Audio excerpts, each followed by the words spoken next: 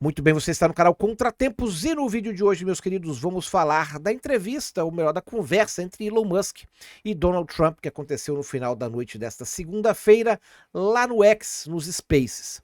Mas antes eu peço que você deixe o seu like, compartilhe esse vídeo e se inscreva nesse canal. Posso contar com você? Muito obrigado, meu querido, sabia que podia contar. Agora vem para cá. Muito bem. Primeiro tiveram um problema, né? Tiveram um ataque, segundo o Elon Musk, um ataque de DDoS. Muita gente não conseguiu entrar, não conseguiu ver ao vivo, ou melhor, escutar ao vivo a conversa entre os dois. Parece que no momento dessa conversa, no ao vivo, chegou a bater 16 milhões de pessoas. Quando eles finalmente liberaram a conversa, eu tive acesso, muita gente aqui no Brasil teve acesso, estava ali na casa de 1 milhão e 300, tá? Mas me parece que isso aí já era uma gravação, não era o ao vivo. Pois muito bem, primeiro salientar o seguinte, né? Foi de fato uma conversa e Elon Musk é um péssimo entrevistador. Ele é uma pessoa que tem sérias dificuldades de comunicação. Ele gagueja demais, as palavras dele são muito truncadas, as frases são muito cortadas. Parece que talvez ele pense mais rápido do que consiga falar e aí atropela as palavras. Dá para entender o que ele quer dizer, mas não fica uma coisa fluida. Então, às vezes, isso incomoda um pouco. Já o Trump, pro seu lado, fala pra caramba, fala pelos cotovelos, e aí falou quase que sozinho pela maioria do tempo, tá?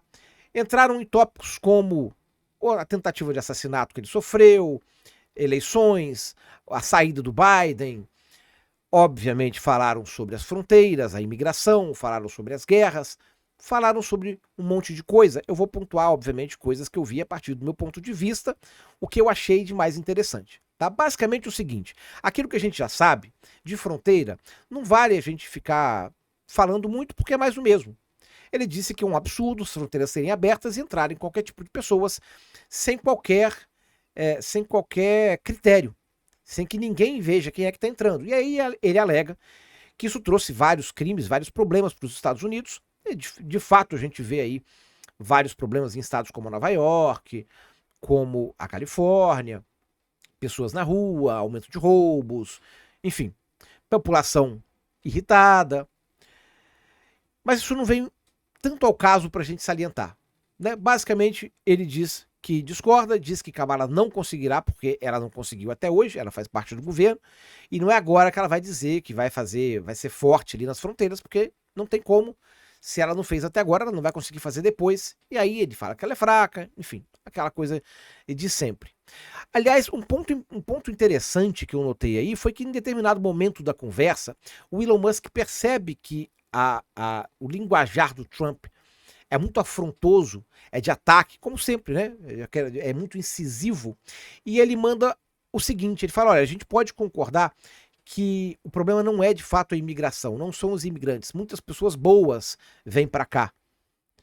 O problema são aqueles que vêm e são bandidos e que querem não se adaptar à vida americana, mas tirar proveito. Ou são bandidos, ou terroristas, enfim. E o Trump concorda com ele. Ele fala sim, correto. Dando a entender o seguinte, o meu problema não é com a imigração, não é um problema de xenofobia. Apesar do discurso sempre muito belicoso nesse sentido. Mas ele deixa bastante claro que o problema é justamente não ter critérios para entrar. E aí você aceitar qualquer um, aceitar pessoas que podem ser terroristas, por exemplo. E ele nem fala do México, ele fala que para o México não tem problema com o México, o problema são países como a Venezuela, por exemplo, Guatemala, que grande parte da população carcerária acaba entrando, né, se não ficam no seu próprio país, e ele diz que ele conseguiu, inclusive, deportar muita gente que era bandido nos seus países de origem, que o Obama não teria conseguido fazer. Ele teria ameaçado os países de não dar a ajuda financeira que ele dava, que os Estados Unidos dava, se não aceitassem de volta os seus compatriotas que deveriam estar presos. E ele alega que conseguiu fazer isso, tá? Pois muito bem, e aí ele fala, ó, e não vem só da América, isso vem da África, tem gente da Ásia, tem gente do Oriente Médio, e aí a gente não sabe exatamente quem está entrando no território americano. Mas isso aí já é um ponto de consenso, aliás é um ponto forte da campanha dele, há realmente uma reação desfavorável da sociedade americana quanto a imigrantes ilegais, né? O problema da fronteira é muito conhecido e aumentou bastante durante o governo Biden. Pois bem, esse é um ponto. não convém entrar muito aí, porque a gente já conhece a posição do Trump, tá? Ele fala da tentativa de assassinato, nada de novo, acaba elogiando mais uma vez o serviço secreto, diz que se houve falha, ele não sabe o que é, precisa ser investigado, mas elogia o trabalho, elogia o sniper que atirou, elogia quando eles mandaram ele pro chão e protegeram ele, enfim. Faz aqueles elogios de praxe, ele já tinha feito isso, nada de novo aí também. E fala do Putin, fala da Rússia, fala que a guerra não teria acontecido com ele e que a fraqueza do Biden, e aí ele fala mal do Biden, fala que está quase em estado vegetativo, etc e tal. Fala que o Biden sofreu inclusive uma tentativa, um golpe, né? Um golpe, e de fato, de certa forma, foi um golpe branco mesmo, né? Ele ganhou as primárias, ele tinha o direito de se candidatar, mas o partido fez pressão, e aí ele saiu, ele abandonou essa corrida aí para ser indicação do Partido Democrata à candidatura à presidência da República dos Estados Unidos. Ou seja, ele tinha os votos. Por que ele saiu? Porque o partido fez pressão. Porque o partido ameaçou. Ou seja, apesar dele democraticamente ter os votos, uns poucos dentro do seu partido ameaçaram ele e aí ele sai. Né? Mais ou menos, ou você vai por bem ou você vai por mal. Vamos fazer isso do jeito bom? Desiste. Mais ou menos isso. Tá? Então, ele chamou isso de golpe, mas disse que o Biden é um fraco e que a Cabala também é fraca e que as pessoas lá na Rússia, na China, no Oriente Médio veem a fraqueza dos seus líderes. O Elon Musk, inclusive, diz, olha, aquilo que você fez de levantar foi sensacional, tomou um tiro, levantou o braço, falou fight, lutem, que esse é o espírito da América, isso que o americano é, né, mesmo na diversidade, diante de ameaça de morte, levantar e lutar, enfim. Deu uma exaltada na figura do Trump, enquanto o Trump fazia o contrário com seus adversários, dizendo que são fracos e que não serão respeitados, não conseguirão acabar com guerra, muito pelo contrário.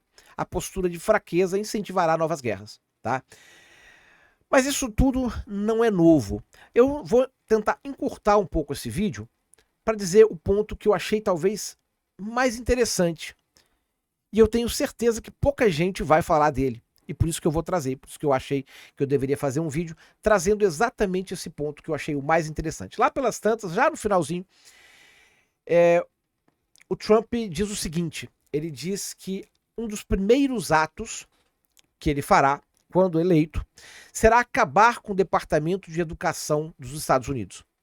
E aí ele cita que no ranking da educação dos Estados Unidos está muito mal, muito abaixo de países europeus, e que grande parte do problema vem do Departamento de Educação americano, que coloca, como o nosso MEC aqui, de cima para baixo diretrizes. E olha que é muito menos intervencionista do que o nosso MEC. Né? Aqui, lá, os estados ainda têm certa autonomia para dizer como é que vai ser. Mas o que ele disse é o seguinte, que ele quer acabar com esse departamento para que os estados tomem conta, eles sim, da sua própria educação. E aí ele garante o seguinte, ele fala inclusive, olha, eu sei que os 50 estados não serão todos bem-sucedidos nisso, alguns provavelmente terão problemas. Aí ele cita, aproveita para alfinetar ali a Califórnia, diz que olha, esse cara é incompetente, esse governador da Califórnia é incompetente, então certamente lá a educação ficará uma porcaria, em outro estado ali ele também já cita já mais um desafeto ali, já dá uma alfinetada, ficará ruim, mas eu tenho certeza, aí cita vários outros estados, olha, que estão sendo bem governados, certamente a educação melhorará e chegará no nível de países europeus ali de ponta, Noruega, etc. Tá? Por que eu achei que isso é importante?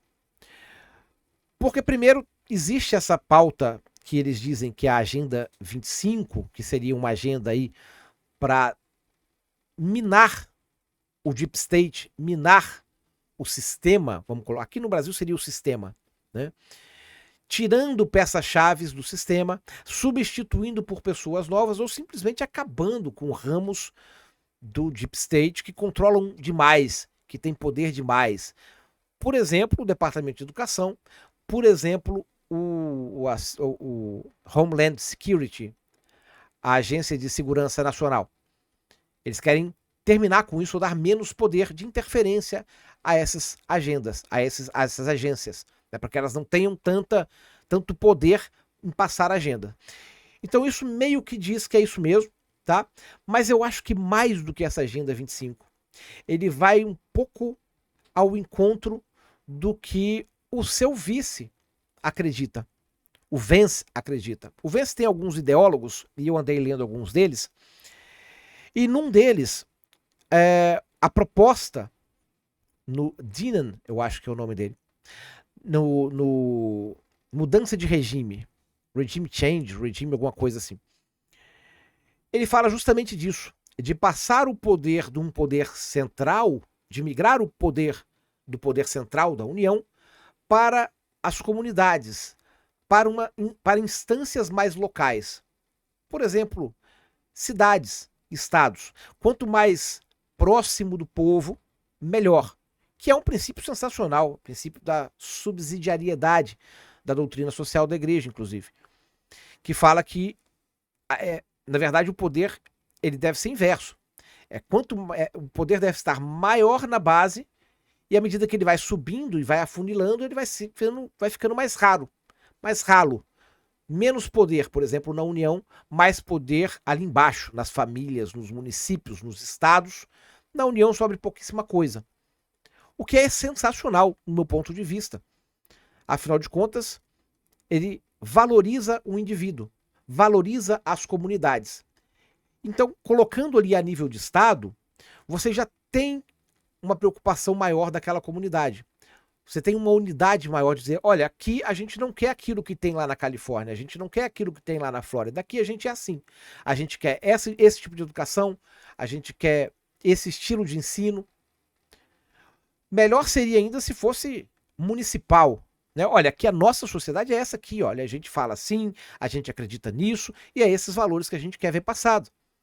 Obviamente, uns ficarão melhores que outros, sim, mas a própria competição se encarregará de puxar aqueles que estão ficando para trás, de olha, aqui tá dando certo, o que tá dando certo lá? Aqui tá dando errado, o que tá dando certo lá? Vamos copiar, vamos fazer igual?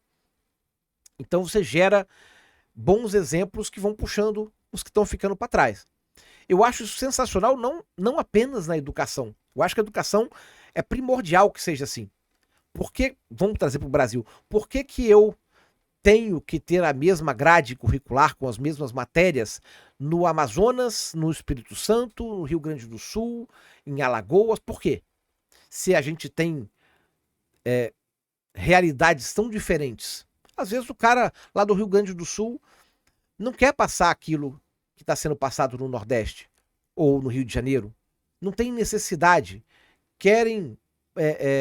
Bom, vamos focar aqui, a gente quer focar em português, em matemática, em história, numa outra língua, talvez não o inglês, talvez o alemão. Aqui a gente tem uma colônia forte alemã, a gente quer acentuar isso aqui. Então a comunidade decide qual tipo de valor e qual tipo de matéria e qual estilo de educação ela quer dar ao seu filho. Perfeito isso. A família decide o que o seu filho e como o seu filho vai estudar. E não um burocrata em Brasília que não sabe de nada. E assim como educação, várias outras coisas. Eu não vou me alongar nisso aí, mas para mim foi o ponto mais importante. Porque mostra essa vontade de fazer valer, pelo menos inicialmente, aí, de uma forma até rarefeita, um pouco mais fraca por enquanto, mas de fazer de fazer valer esse princípio de subsidiariedade.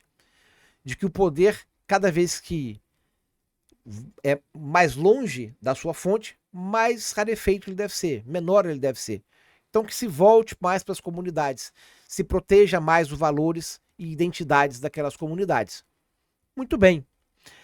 Então para mim foi o mais importante. Eu imagino que ninguém vai tratar desse assunto, eu imagino que ninguém vai falar. Se alguém falar, você já sabe que viu aqui também. E aí, se você vê alguém, pode dizer, olha, o Força Geek disse isso aí, o Contratempos disse isso aí, tá? Pois bem, e fora isso, acho que não temos mais nada de muito interessante, assim, nada que não tenha sido dito, tá? Foi uma conversa de amigos e aparentemente, inclusive, o Elon Musk já convidou os democratas e eles recusaram fazer esse tipo de conversa também, tá? Pois muito bem. É isso, meus queridos, esse foi o vídeo, espero que vocês tenham gostado, espero que eu tenha trazido um ponto diferente aí do que você está vendo na mídia. Se você só viu isso aqui, comenta aí, deixa nos comentários, tá? Que eu quero saber se você viu essa pontuação em outros lugares também. Muito obrigado, meus queridos, Esse era o vídeo. Não se esqueça de se inscrever, não se esqueça de deixar o seu like, não se esqueça de compartilhar esse vídeo com seus amigos. É muito importante, isso ajuda demais, tá? Muito obrigado. E também convido vocês às nossas lives de segunda a sábado, no horário da madrugada, tanto aqui no FG Contratempos quanto lá na Twitch, no canal Força Geek. Beleza? Era isso, meus amigos. Agora sim, um grande abraço. Fiquem com Deus. Até o próximo vídeo. Falou, valeu e fui.